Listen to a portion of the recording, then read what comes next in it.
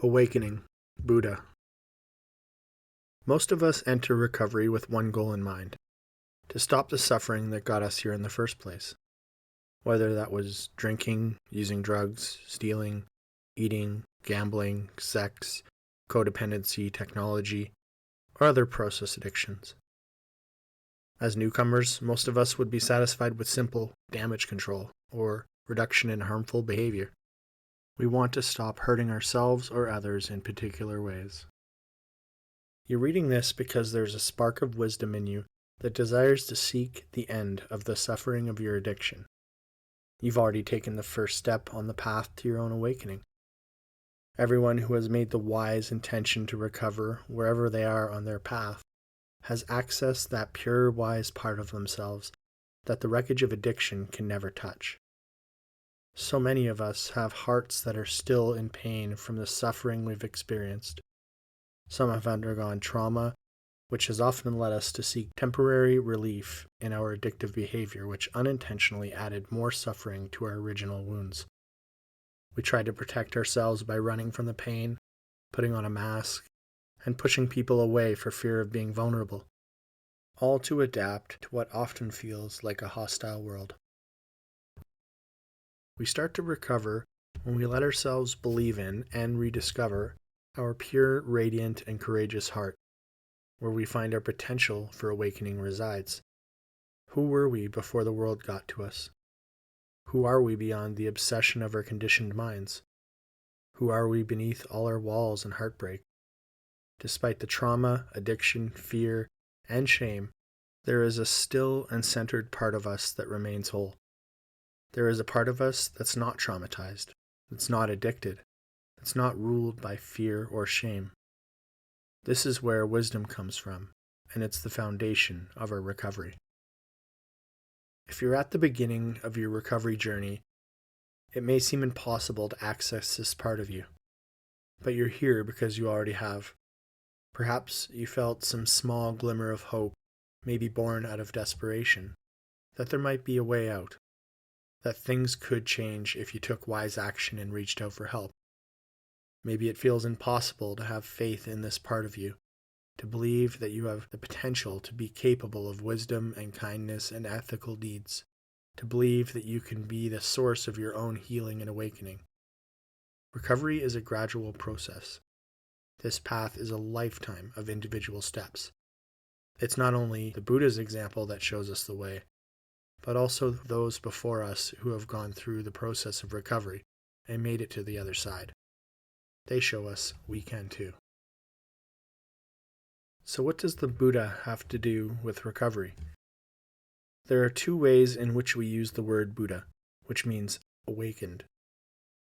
First, it is the title given to Siddhartha Gautama, a prince who lived in modern-day Nepal and India, roughly 2,500 years ago. After many years of scholarly study, meditation, and ethical practice, he was awakened to the nature of human suffering and discovered a path that leads to the end of suffering, and the freedom that comes from awakening. After his awakening, Siddhartha came to be known as the Buddha. The second use of the word Buddha follows from the first. Buddha can refer not only to the historical figure, but also to the idea of awakening. The fact that each of us has within ourselves the potential to awaken to the same understanding as the original Buddha. When we take refuge in the Buddha, we take refuge not in Siddhartha as a person, but in the fact that he was able to find freedom from his suffering, and so can we. The story of the original Buddha. To understand the nature of this awakening, it could help to know something about the life of Siddhartha Gautama. One of the many versions of the story of the Buddha tells us that Siddhartha was a wealthy prince born into privilege and sheltered from much of the suffering of the world. The story goes that young Siddhartha sneaked away from his palace and saw people suffering from old age, sickness, and death. He realized that no amount of privilege would protect him from this suffering. Wealth wouldn't prevent it, comfort wouldn't prevent it, pleasure wouldn't prevent it. Despite having a life of ease, Siddhartha still found that he experienced suffering and dissatisfaction. He was born with everything, but it wasn't enough. This persistent dissatisfaction with life, whether dramatic or subtle, is called dukkha, a Pali word we still use today. All humans experience dukkha, but some of us, particularly those of us who have struggled with addiction, seem to experience it on a more intense level and with worse consequences. What is addiction but the consistent and nagging feeling of not enough? What is addiction other than being constantly unsatisfied? Siddhartha saw that pain was an unavoidable part of life, and he became determined to find a way to put an end to it. He left his family and for a time lived the life of an ascetic, the extreme opposite to his previous life of comfort and wealth. As an ascetic, he sat in extremely uncomfortable postures, meditating for long periods of time. He slept very little, he ate very little, he even tried breathing very little.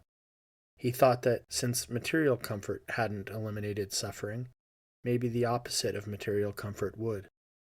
At the brink of death, Siddhartha abandoned the idea of extreme asceticism, and instead chose what he called the middle path. Siddhartha realized that both the extremes of pleasure and denial of pleasure had brought him nowhere nearer to liberation. Neither extreme had given him relief from his suffering, so he set off on his own to meditate. Sitting beneath a Bodhi tree, he meditated deeply and discovered the path that leads to the end of suffering. He looked within himself for his own liberation, and he found it. What Siddhartha understood as he meditated under the Bodhi tree is known as the Dharma, or the truth, which explains the causes and nature of cyclical suffering. It's the basis of the teachings of Buddhism. Central to this path are the Four Noble Truths and the Eightfold Path, which will be explained in the next chapter. Siddhartha was called the Buddha, or the one who woke up, because most people go through life with a false sense of reality, like being in a trance. The Buddha spent the rest of his life developing the Dharma into a simple but sophisticated system. He shared it with anyone who would listen, dedicating himself to a life of service to free everybody from suffering. He defied the norms of his time by letting women and the poorest class of citizens become monastics. Everyone was welcome in his Sangha, his spiritual community. Central to his teachings was the idea that liberation is available to all, to the most broken and oppressed among us, to the sick, to the powerless, to those who have lost everything, to those who have nothing left to lose. All of us, even the most addicted, the most lost, can find our way to awakening, because we all have the ability to access the pure, wise, and true nature within each of us. Walking in the footsteps of the Buddha. The story of the Buddha may seem far removed from our everyday reality, but his life before and after his awakening offers us a model for our own lives. All of us can relate to the inevitability of suffering. Aging, sickness, and death have touched us all. We've experienced the truth of impermanence. The highs we achieved in our addictions always wore off, but we kept chasing them anyways. We've also endured other forms of suffering, some self-inflicted and some at the hands of others, and we've dealt with subtle forms of dukkha, the annoyances, the boredom, the loss of what we want, the inability to keep what we have, the impatience with life, the refusal to accept what is. And what have we done with these experiences of suffering? At this point, most of our stories start to look different from Siddhartha's, and this difference is what led us here. Instead of sitting with our suffering, we found ways to change it, avoid it, or replace it with something more pleasurable. For some of us, that came in the form of drinking or using drugs. Others use sex, relationships, food, self-harming, technology, work, or gambling. And some of our stories contain a version of all of the above. Whatever the behavior, it was just a temporary solution that always led to deeper suffering for ourselves and others. We've come to realize that our stories don't have to continue like this. The life of Siddhartha and the lives of countless people we meet in recovery who have found an end to the suffering of addiction prove to us there is another way. We can look back on our own lives and see clearly the path that brought us here. We can imagine our own actions and intentions and come to understand how we shape our own future. And we can gain insight into the nature of our own suffering and follow a path that leads to less harm and less suffering. The Buddha began as a layperson with suffering, just like us. This is not a path of miracle or blind faith.